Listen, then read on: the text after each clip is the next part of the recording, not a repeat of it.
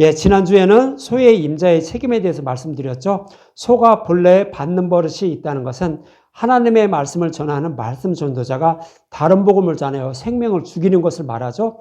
이것을 구약을 말하는데, 이 모습은 복음이 드러나지 않는 구약 제사장의 모습으로 소의 주인은 예수님이 오셔서 십자가에서 그 값을 배상해주고 복음으로 구원하실 것을 모형으로 지난주에는 이렇게 말씀하고 있었습니다.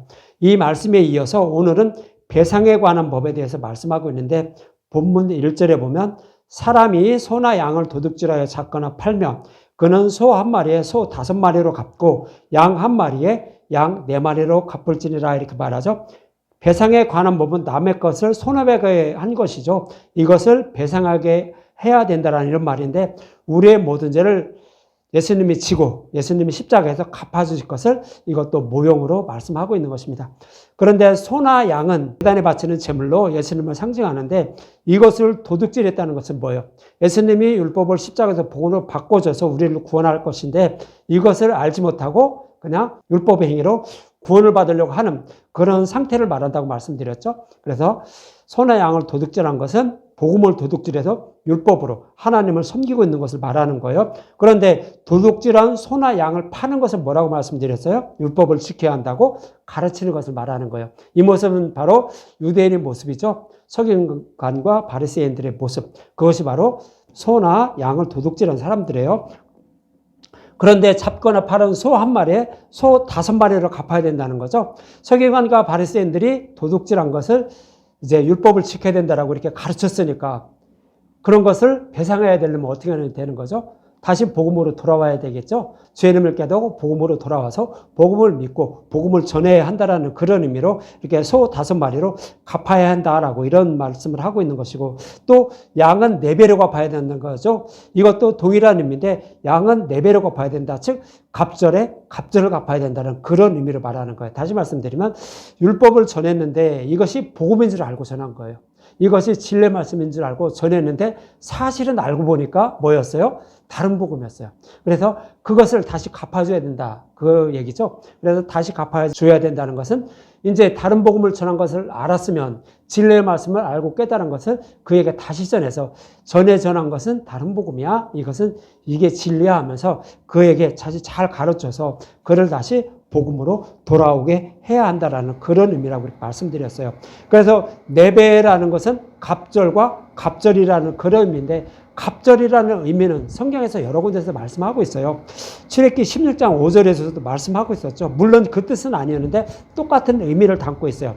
출애굽기 16장 5절에 보면 6째 날에는 그들이 그 거둔 것을 준비할지니 날마다 거둔 것에 갑절이 되리라 그러죠. 6째 날에 이스라엘 백성들이 거둔 만나를 말하는 거예요.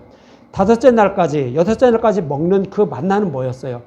예수님이 십자가에서 율법을 복음으로 바꿔주기 이전에 율법을 거둬 먹은 거예요. 그것이 5째 날, 6째 날까지 먹을 거예요. 그런데 6째 날에 거두는 건 뭐죠? 예수님 십자가에서 율법을 복음으로 바꿔준 거예요. 그러니까 6째 날에 거둔 것은 복음을 거둔 거예요. 그래서 복음을 거둔 것을 갑절을 거뒀다라고 하는 거예요. 복음은 썩지 않는 양식이에요. 그런데 율법은 뭐예요? 썩는 양식이에요. 그래서 썩는 양식이니까 그때까지 5째 날까지 막 걷어 먹은 것은 뭐였어요? 좀 오래 두니까 벌레가 나고 냄새가 나고 다 썩었다고요. 그렇게 말하는 거예요. 그러나 6째 날에 거둔 것은 복음의 말씀이에요. 이것은 이튿날까지 둬도 아무 이상이 없다는 거예요. 썩지 않을 양식, 복음을 상징적으로 말하는 거예요. 그래서 갑절을 거뒀다는 것은 복음을 거뒀다라는 그런 의미로 말하는 거예요. 그래서 갑절은 4배를 말하는데, 그 전에는 내가 다른 복음이 복음의 말씀인 줄 알고 다른 복음을 전했으면 그에게 다시 깨달은 복음의 말씀을 전해서 그를 다시 돌아오게 해야 된다는 그런 의미를 말씀하고 있는 것이고요. 또 갑절이라는 의미는 또 여러 번 말씀드렸죠. 열왕기하 2장이죠. 9절과 10절에 보면 건너면 엘리야가 엘리사에게 이르되 나를 내게서 데려감을 당하기 전에 내가 내게 어떻게 할지를 구하라. 엘리사가 이르되 당신이 성령이 하시는 역사가 갑절이나 내게 있게 하소서 하는지라. 이르되 내가 어려운 일을 구하는도다. 그러나 나를 내게서 데려가시는 것을 내가 보면 그 일이 내게 이루어지려니와 그렇지 아니하면 이루어지지 아니하리라 하고 그러죠. 엘리야가 승천하는 모습을 엘리사가 바라보면 그 엘리사가 원하는 갑절을 구할 수가 있다는 거예요. 성령이 하시는 역사 갑절이에요. 성령이 하시는 역사 갑절이라는 것은 복음의 말씀을 들은 것을 깨달아 믿게 한다는 얘기예요. 그것이 성령이 하시는 역사 갑절인데, 엘리야가 승천하는 모습은 약속하신 메시아가 오셔서 죽으시고 부활 승천하시는 모습을 모형으로 그려주고 있는 거예요. 십자가에 달려 주시고 부활하신 예수님을 바라보게 되면 내가 복음의 말씀을 깨달아 믿게 된다는 거예요. 뭐로? 성령이 하시는 역사를 통하여 복음을 깨달아 믿게 돼서 나도 복음 안에 있는 그런 자가 된다는 거예요. 다시 말씀드리면 복음을 깨달아 믿게 돼서 구원받게 된다는 거예요. 그래서 생명으로 부활하게 된다는 의미로 이렇게 말씀을 하고 있는 거예요. 그러니까 어려운 일을 구하는다. 정말 어려운 거죠. 복음의 말씀을 깨달아 믿는 것은. 우리의 힘으로 되지 않아요. 그렇지만 성령이 이렇게 해 주심으로 우리는 그렇게 복음 말씀을 깨달아 믿게 된다라고 이렇게 모형으로 그려주고 있는 거예요. 이 모습을 십자가에 달려 주시고 부활하시는 모습을 바라보는 자가 구원을 받게 된다는 의미, 그런 의미인데 요한복음 19장 37절에도 말씀하고 있었죠. 또 다른 성경에 그들이 그 찌른 자를 보리라 했다라고 이렇게 말하는데 십자가에 못 박아 죽인 로마 군병들이 다시 예수님을 뵙게 된다고요. 그들이 구원받게 된다는 거예요. 물론 그 모형으로 그려주고 있는데 이 얘기는 뭐냐면 내 죄 때문에 예수님이 십자가에 달려 죽으시고 부활하셨다는 것을 아는 사람. 그것은 뭐예요? 복음의 말씀을 듣고 깨달아 믿은 사람이에요. 그것이 뭐예요? 내 죄 때문에 예수님 십자가에서 죽으시고 부활하셨다는 것을 아는 사람이에요. 이것이 로마 군병들이 직접 자기 손으로 십자가에 예수님을 못 박았잖아요. 그런 자가 어떻게 된다고요? 예수님을 다시 뵙게 된다. 즉 구원받게 된다는 거예요. 그런 의미로 이렇게 똑같은 의미로 말씀을 하고 있는 거예요. 그런데 또 성령이 하시는 역사가 갑절이라 이렇게 한다는 그런 모습을 모형으로 그려준 데가 창세기 30장이에요. 야곱이 외삼촌 양을 칠 때의 모습이에요. 외삼촌 양을 칠 때 어떻게 하죠? 버드나무, 살구나무, 시풍나무, 나무의 껍질을 다 벗겨죠. 벗겨서 양들이 와서 물을 먹는 그 모습을 바라보게 만들어요. 창세기 30장 37절과 39절에 보면 야곱이 버드나무와 살구나무와 신풍나무의 푸른 가지를 가져다가 그것들의 껍질을 벗겨 흰무늬를 내고, 이것은 예수님 십자가에 달려 죽으시고 부활하시는 모습이에요. 그것을 이렇게 세워놓은 거예요. 그리고 38절 그 껍질 벗긴 가지를 양떼가 와서 먹는 개천의 물 구에 세워 양떼를 향하게 하면 그때가 물을 먹으러 올 때 새끼를 베니 그러죠. 물을 먹으러 오는 그 양떼가 물을 먹고 있는데 그 앞에 그걸 세워놓은 거예요. 십자가를 세워놓은 거예요. 다시 말씀드리면 예배를 드리러 여러분들이 이렇게 그 교회에 나오죠. 그러면 말씀 전도자가 어떻게 하죠? 이 앞에서 십자가를 세워놓는 거예요. 뭐를 통하여서? 성경의 말씀을 십자가로 풀어주는 거죠. 그래서 십자가를 세워놓는 모습이라고 말씀드렸잖아요. 그렇게 십자가를 세워놓게 되면 말씀을 듣는 분들이, 물을 먹는 양떼가, 말씀을 듣는 그 교회가 그 십자가를 바라보게 된다고요. 그렇게 되니까 어떻게 된다고요? 새끼를 벤다는 거예요. 새끼를 벤다는 것은 뭐예요? 믿음을 잉태하게 된다는 거예요. 양이 새끼를 베니까 결국 그 새끼를 낳게 되죠. 그러니까 이 새끼가 다 뭐가 된다고요? 다 야곱의 양이 된다는 거예요. 검고 아롱지고 그런 양떼가 다 된다는 거예요. 이 얘기는 뭐냐면 십자가로 풀어주는 복음의 말씀을 듣는 교회가 믿음이 잉태돼서 결국 거듭나게 된다는 거예요. 그 모습을 야곱이 외삼촌 양떼를 이게 치는 모습을 통하여 이렇게 말씀하고 있는 거예요. 그래서 우리가 어떻게 구원받게 되는지 야곱이 양떼를 치는 모습을 통하여서도 이렇게 말씀해 주시는 거예요. 그래서 어떻게 된다? 오직 모든 성경은 예수님에 대해서 말씀하고 있는데 이거에 대해서 풀어줄 때 그것을 듣는 교회가 믿음의 잉태에 대해서 결국 새로운 피조물로 거듭나게 됨을 이렇게 모형으로 구약에서도 이렇게 그려주고 있었던 거예요. 엘리야가 승천하는 모습을 통해서도 말씀하고 있었고, 예수는 십자가에 못 박은 로마 군병들의 모습을 통해서도 똑같은 모형을 이렇게 그려서 이렇게 말씀을 하고 있는 것입니다. 그래서 이처럼 갑절은 복음의 말씀을 깨달아 믿게 하는 것을 말하는데요. 본문에서 4배를 갚아야 한다는 것은 복음을 알기 전에 복음인 줄 알고 율법을 전해 실족하게 했다면 다시 그에게 복음을 자세히 전해 주어서 다시 그를 돌아오게 해야 한다는 그런 의미로 갑절을 배상해야 된다라고 이렇게 말씀하고 있는 거예요. 그러면서 오늘 본문 2절과 3절에 보면 이런 말씀하고 있죠. 도둑이 뚫고 들어오는 것을 보고 그를 쳐 죽이면 피 흘린 자가 없으나 해돋은 후에는 피 흘린 자가 있으리라. 도둑은 반드시 배상할 것이나 배상할 것이 없으면 그 몸을 팔아 그 도둑질한 것을 배상할지라 그러죠. 여기서 도둑은 누가 도둑이죠? 율법을 내가 소유하고 있어요. 율법을 도둑이라도 내가 갖고 있는데 그것을 빼앗아가는 도둑이 온 거예요. 그것을 말하는 거예요. 그래서 여기서 도둑이 뚫고 들어온다는 것은 율법을 따르고 있는 자의 구원을 위하여 예수님 십자가에서 복음으로 바꿔준 거, 그 복음을 가르쳐주는 거, 복음을 전해준 것을 말하는 거예요. 율법을 빼앗기 위해서 복음을 전해주고 율법을 빼앗기 위해서 그렇게 하는 모습을 그려주고 있는 거예요. 그런데 해돋지 않은 그때 그 도둑을 죽이면 죄가 없다는 거예요.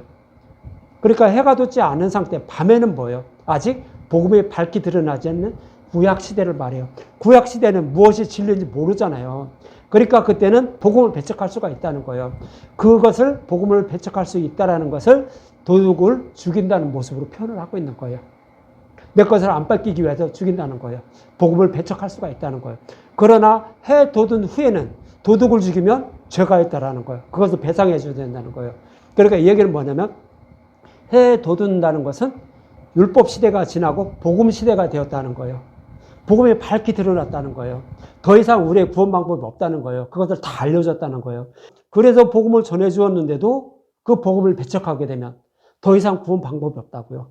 그래서 그때 도둑을 죽게 되면 배상해야 된다. 몸으로라도 그거 갚아줘야 된다. 즉 심판받게 되면 이렇게 말씀을 하고 있는 거예요.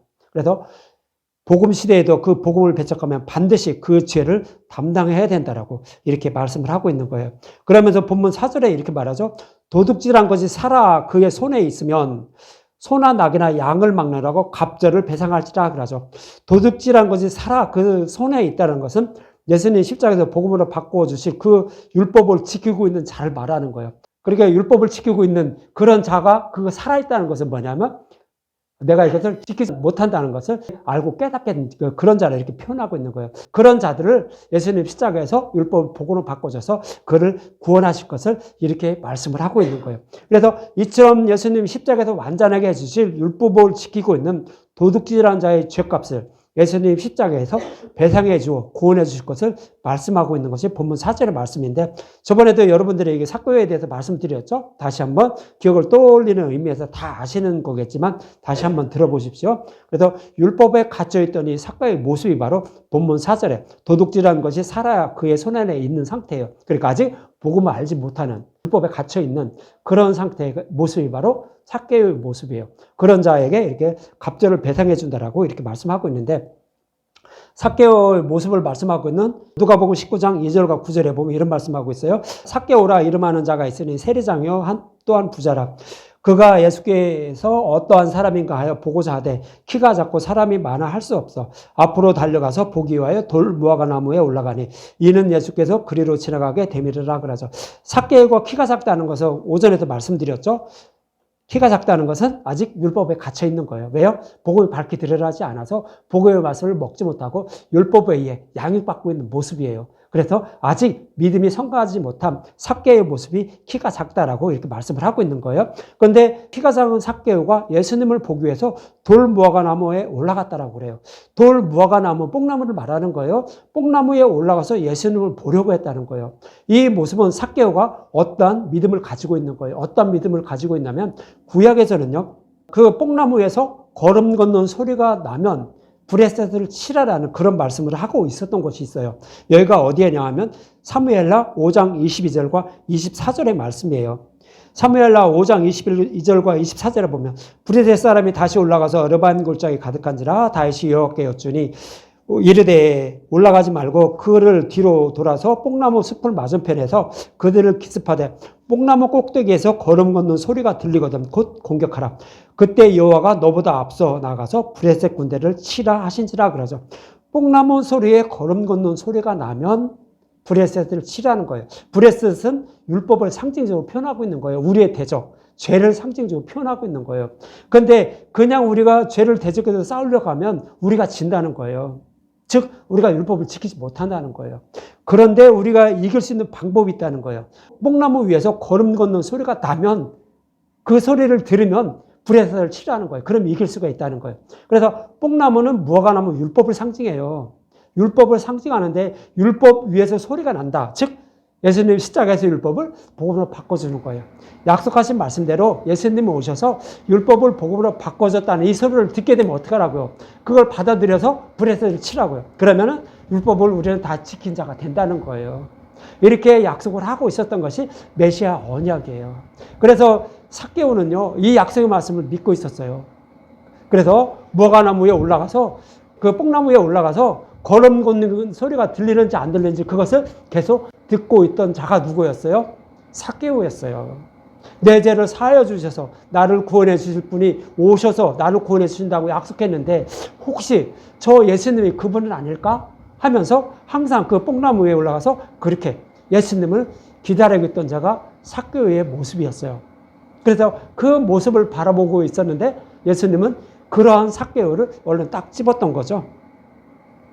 이렇게 삭개오의 모습처럼 또 약속하신 메시아가 오셔서 내 죄를 사하여 주실 것을 알고 기다리고 있던 자가 있었죠. 누구였어요? 나다니엘이었죠.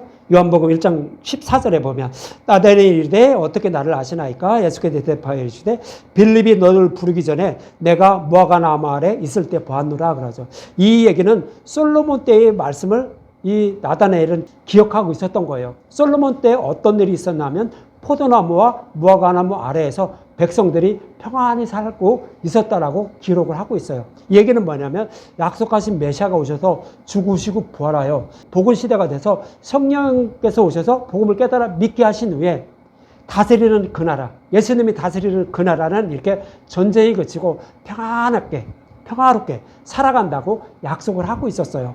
그래서 이 나다니엘은 그 약속의 말씀을 믿고 오실 메시아를 소망하면서 무화과나무 밑에서 예수님 언제 오십니까?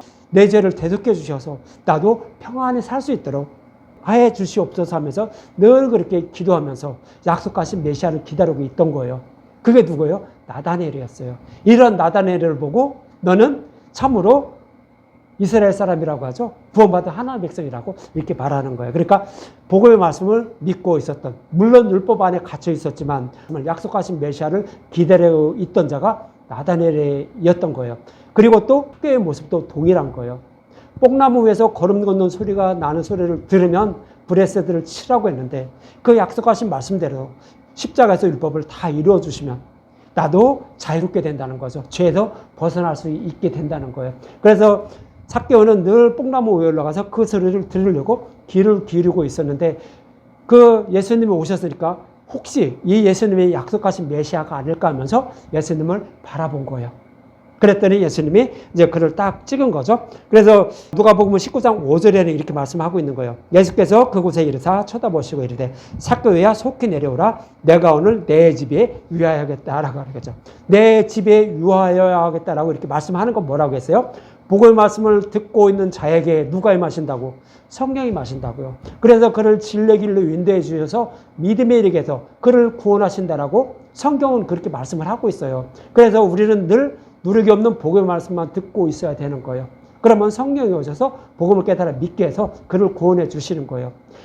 그래서 늘 삭개오는 복음의 말씀만 듣고 오실 메시아를 기다리고 있었던 거예요. 그게 모형이죠. 그런 자에게 성령의 임하시는 모습을 그리고 있는 것이 삭개오야 내려오라 내 집에 내가 유하여야겠다라는 거예요.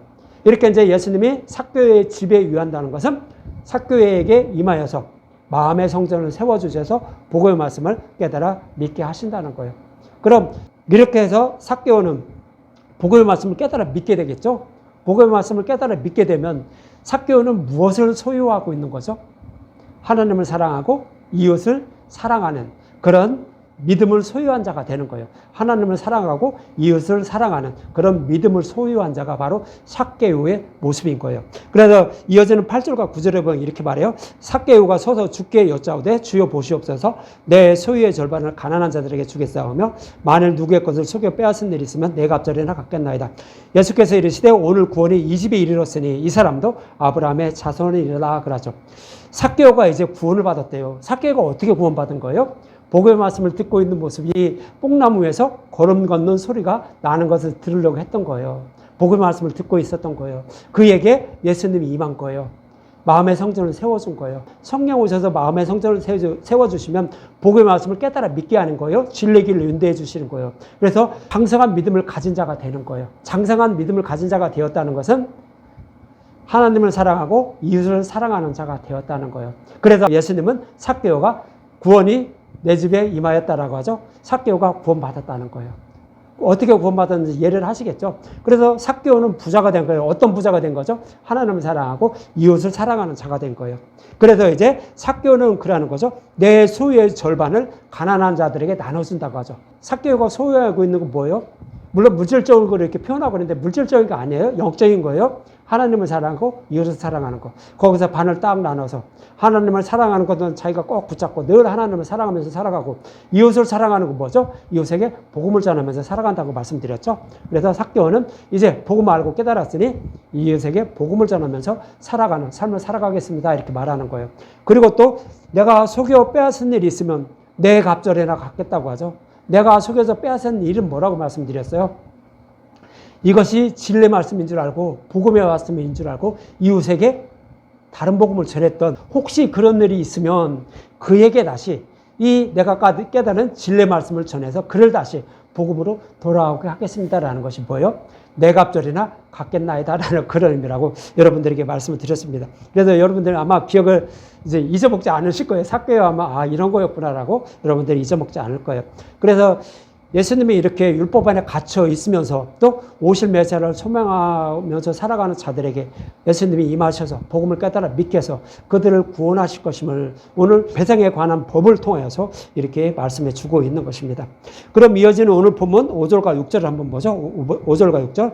사람이 밭에서 포도원에 짐승을 먹이다가 자기의 짐승을 놓아 남의 밭에서 먹게 하면 자기의 밭에 가장 좋은 것과 자기 포도원에 가장 좋은 것으로 배상할지라 그러죠. 자기 포도원에서 짐승을 먹이는 것은 뭐예요? 복음이 밝게 드러났어요. 그래서 짐승에게 뭐를 먹여요? 복음을 가르치고 있는 거예요. 복음을 가르치고 있는데 그 짐승이 어떻게 남의 밭에 들어간 거예요? 남의 밭은 율법을 따르고 있는 자들을 말하는 거예요. 그런데 그 짐승이, 복음 말씀을 들은 짐승이 남의 것도 먹었다는 거예요. 그러니까 남의 것을 먹었다는 얘기는 뭐예요? 복음을 전했다는 거예요. 내 짐승에게 복음을 가르쳐줬는데 복음을 깨달은 내 짐승이 어떻게 됐다고요? 복음을 깨달은 자가, 그러니까 복음을 모르는 자들에게 복음을 전한 모습이에요. 그러면 자기 집에서 가장 좋은 것으로 그것을 배상해 줘야 된다는 거죠. 이렇게 복음을 전해 들은 것을, 남에게 복음을 전했으면 그것을 이제 받아들인 것이 이제 남의 것을 먹은 거예요. 복음을 전했는데 다른 사람이 받아들인 거예요. 그것을 이제 남의 것을 먹은 거로 이렇게 표현을 하고 있는 거예요. 그러면 하나님께서 어떻게 한다고요? 가장 좋은 것으로 그들에게 배상해 준다는 거예요. 이 얘기는 뭐예요? 율법을 따르다가 복음을 받아들이게 되면 예수님이 오셔서, 하나님이 오셔서 삭개오에게 복음을 깨달아 믿게 한 것처럼 가장 좋은 복음을 깨달아 믿게 해주신다는 거예요. 그래서 그도 구원해 주시는 모습을 이렇게 그려주고 있는 거예요. 삭개오처럼 이렇게 해주실 것을 말하는 거죠. 그러면서 6절에 보면 불이 나서 가시나무에 댕겨 낯가리나 거두지 못한 곡식이나 밭을 태우면 불러온 자가 반드시 배상할지라 그러죠. 이거 불을 놓았다는 것도 똑같은 거예요.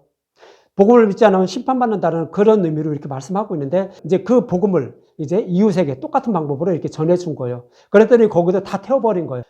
율법을 따르고 있는 자들에게 복음을 전해서 복음을 받아들이게 만든 거예요. 이럴 때도 똑같이 가장 좋은 것으로 배상해 주어라고 이렇게 말씀을 하고 있는 거죠. 그래서 이렇게 복음을 받아들이면 하나님이 오셔서 그 복음을 깨달아 믿게 해서 그들을 구원하실 것임을 이렇게 말씀을 하고 있는 것입니다. 그러면서 7절에 보면 사람이 돈이나 물품을 이웃에게 맡겨 지키게 하였다가 그 이웃집에도 도둑을 맞았는데 그 도둑이 잡히면 갑절을 배상할 것이요 그러죠. 그래서 하나님은 이스라엘 백성에게 복음에 숨겨진 율법을 맡겼죠. 그런데 그것을 도둑질한 자를 잡았다는 것은 예수님이 십자가에서 율법을 복음으로 바꿔준 거, 이것을 어떻게 해요? 받아들이게 되었다는 그런 의미예요. 그러니까 예수님이 그 율법을 도둑질해 가는 거예요. 근데 그것을 도둑질한 걸 잡았다는 것은 복음을 전한 것을 받아들였다는 얘기예요. 그러면 예수님이 그들에게 가장 좋은 것으로 그들에게도 복음을 깨달아 믿게 하신다라는 그런 의미로 이렇게 말씀하고 있는 거고요. 그리고 또 8절과 9절에 보면 도둑이 잡히지 아니하면, 도둑이 잡히지 않았다는 것은 복음을 받아들이지 않은 것을 말해요. 그래서 도둑이 잡히지 아니하면 그 집 주인이 재판장 앞에 가서 자기가 그 이웃의 물품에 손댄 여부를 조사를 받을 것이며 어떤 이런 물건, 즉 소나 낙이나 양의 의복이나 또는 다른 이런 물건에 대하여 어떤 사람이 이르기를 이것이 그것이잖아 라고 하면 양편이 재판장에게 나갈 것이요 재판장이 죄 있다는 자가 그 상대편에게 갑절을 배상할지라 그러죠. 도둑이 잡히지 않았다는 것은 복음을 전했는데 복음을 받아들이지 않은 거예요. 이런 사람은 구원받지 못한다고요. 그러나 어떤 사람이 와서 또 그걸 전해준 거예요. 이것을 밝혀준 거예요. 또 다시 복음을 전해준 거예요. 그러면 어떻게 해요? 그것을 배상해 주라고, 갑절을 배상해 주라고 이렇게 말씀을 하고 있는 거죠. 그렇게 해서 복음을 한 번 전했는데 복음을 못 받아들였어. 그러면 또 전한 거예요. 그랬더니 그때 다시 받아들였다면, 그렇게 되면 그도 복음의 말씀을 깨달아 믿게 돼서 구원받게 됨을 이렇게 말씀을 하고 있는 거예요. 그래서 한 번 복음을 전해서 안 받아들였다고 해서 그냥 넘어가지 말고 계속 복음을 전해서 그가 복음을 받아들여서 구원받게 해야 된다는 의미로 이렇게 말씀을 하고 있는 것입니다. 그러면서 10절과 11절에 보면 사람이 낙이나 소나 양을 다른 짐승을 이웃에게 맡겨 지키게 하였다가 죽거나 상하거나 끌려가도 본 사람이 없으면, 잊어먹은 걸 본 사람이 없다는 것은 뭐예요? 율법을 여기도 그대로 지키고 있는 상태를 말하는 거예요. 그러면서 두 사람 사이에 맡은 자가 이웃의 것에 손을 대지 아니하였다고 여호와께 맹세할 것이요 그 임자는 그대로 믿을 것이며 그 사람은 배상하지 아니할 것이요 그러죠. 소나 양이나 다른 짓에 이웃에 맡긴 것, 이것을 도둑질 당했는데 그것을 이제 저기를 아무도 모른다는 거죠. 이것은 율법을 복으로 바꿔준 것을 모르는 상태예요. 율법에 그냥 갇혀 있는 상태, 복음을 받아들이지 않는 상태를 말하는 거예요. 이런 사람은 어떻게 된다고요? 그런 사람은 복음을 받아들일 수가 없다라는 의미로 이렇게 말씀을 하고 있는 거예요. 그래서 율법을 소유한 그대로 이제 율법에 갇혀서 결국 살다가 심판받게 됨을 이렇게 말씀을 하고 있는 것입니다. 그러면서 12절에 만일 자격에서 도둑을 맞았으면 그 임자가 배상할 것이며, 도둑 맞았다는 것을 아는 거죠. 그것은 복음을 받아들인 것을 말해요. 복음을 받아들인 것을 알면 임자가 배상하라는 것이죠. 그래서 율법을 버리고 복음으로 받아들여야 된다라고 이렇게 말씀을 하고 있는 거예요. 그러면서 만일 찢겼으면, 도둑 맞은 것이 아니라 그냥 상처만 입고 마른 거예요. 그것을 가져다가 지원할 것이요 그 찢긴 것에 대하여 배상하지 아니할지라 그러죠. 율법을 갖고 율법으로 하나님을 섬기고 있는데 그것을 찢겼다, 다 버린 게 아니에요. 그러니까 율법에 아직도 갇혀 있는 상태를 그렇게 말하는 거예요. 그럼 이런 사람은 어떻게 된다고요? 구원받지 못한다라고 이렇게 말씀을 하고 있는 거예요. 복음을 배척한 상태이기 때문에, 그런 거기 때문에 이렇게 구원받지 못함을 이렇게 말씀하고 있는 것입니다.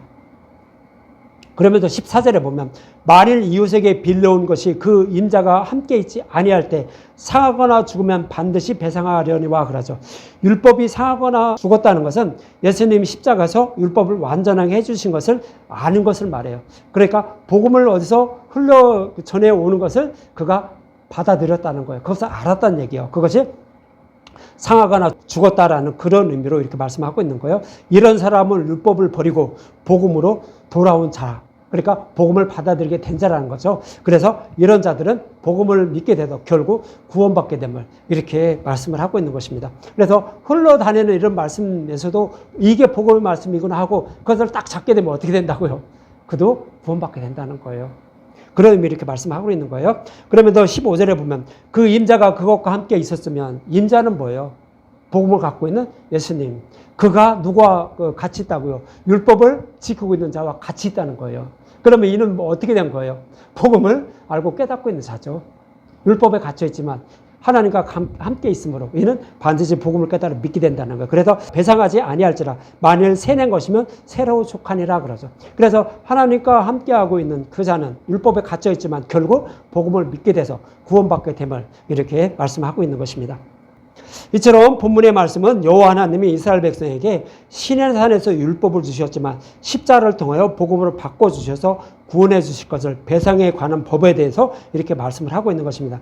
그런데 이 사실을 알고 믿는 자는 구원을 받지만 복음의 말씀을 듣고도 받아들이지 않는 자와 아직 메시아가 오시지 않았다며 율법으로 하나님을 계속 섬기고 있는 자는 반드시 심판받게 됨을 모형으로 오늘 본문에서 말씀하고 있는 것입니다. 저와 여러분은 약속의 말씀대로 예수님이 십자가에서 율법을 완전하게 해주셨다는 복음의 말씀을 듣고 믿음으로 예수님이 오셔서 믿음에 이르게 하여 구원해 주실 것임을 여러분들 잊지 마시기 바랍니다. 그래서 하나님 나라를 기업으로 받는 저와 여러분들이 되셨으면 합니다.